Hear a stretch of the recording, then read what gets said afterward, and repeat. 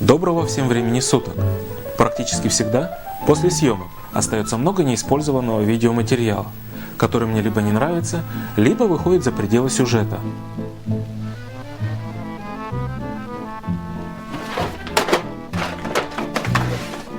Недавно у меня на канале вышел ролик о телевизоре Ладога 205, в котором удалось весьма неожиданно услышать Леонида Ильича Брежнева. Жалко, что у нас нет возможности спросить об этом, например, у дорогого Леонида Ильича. Беседа была долгой, почти 2 часа. Естественно, все лишнее пришлось вырезать, так как оно не имело отношения к этому девайсу. В личку и под видео появились вопросы, мол, сие откуда? Могу сказать только одно, что этих записей не существует, можете даже не тратить время на их поиск. Для подтверждения своих слов вот небольшая нарезка, не вошедшая в основной ролик. Сейчас очень многие называют 70-е годы одними из лучших в своей жизни и первым делом вспоминают стабильные цены на основные продукты питания. Сложно ли было их удерживать? Много лет у нас одна цена и на черный, и на белый, и на булочки, и на круглые, и на караваи.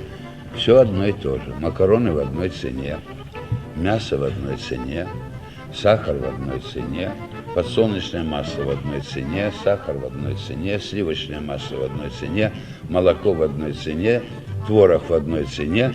То есть основные продукты, чем питается население нашей страны, мы держим в одной цене. Хотя датируем. 3 миллиарда рублей мы датируем мясо.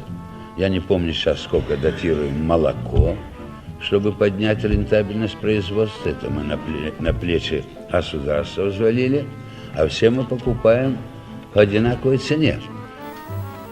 В Москве я был последний раз в 2000 году. С тех пор она сильно изменилась. Там сейчас стало значительно лучше, особенно в новогодние и праздничные дни.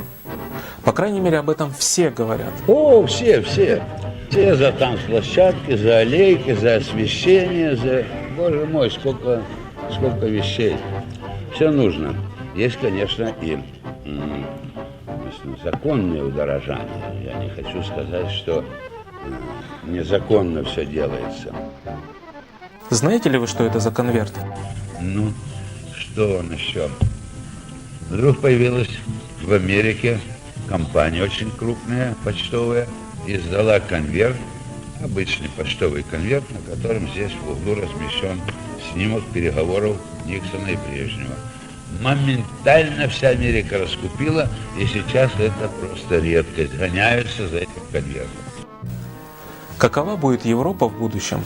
И что вы думаете о НАТО? Я ведь говорю, знаете, свободно, без всякого текста. Это не какой-то доклад. Ни вы не бравируйте моими словами. Пользуйтесь сами. Это лучший способ, потому что попадет какому-то корреспонденту Инна, вот извратят, и иногда это приносит вред, я вам скажу. Какова будет Европа в будущем? Ведь дело в том, что Европа – это такая территория нашей планеты, на которой существует большое количество государств.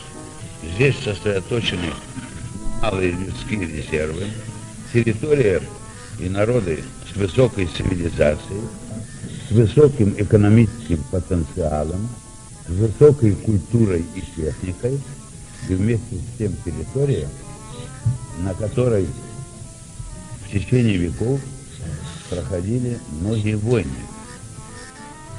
История показывает, что на этой территории возвышались, рождались великие империи и падали эти империи.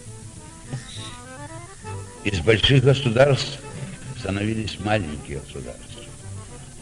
История этой Европы показывает, что это вулканический очаг,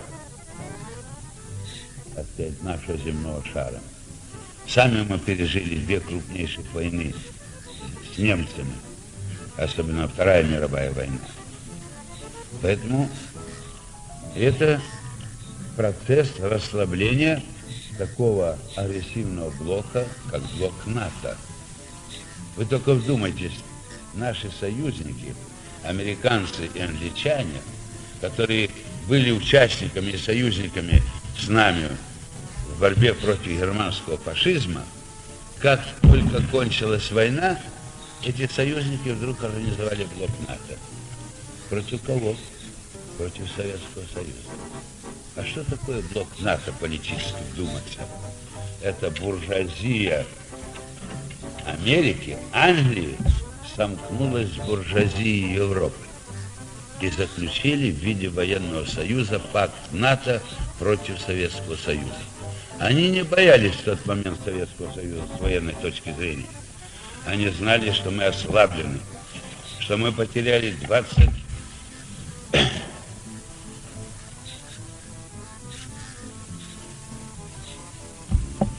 20 миллионов жизней.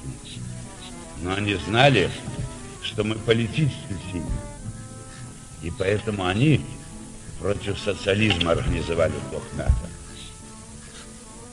И нам надо этот блок расшатать. Расшатать его с военных позиций, а это значит расшатать его политически. Процесс этот сложный. Вы сами понимаете, что нельзя за год-два одним махом или постучать каблуком, скажем, по трибуне и уже успех. Нет. Наверное, это правильно, потому что народ понимает, что значит война, тем более современная война, термоядерная, которая могла бы принести сразу в течение одного дня, может быть, жертвы несколько сот миллионов людей, тем более страшная. Поэтому народ так горячо поддерживает.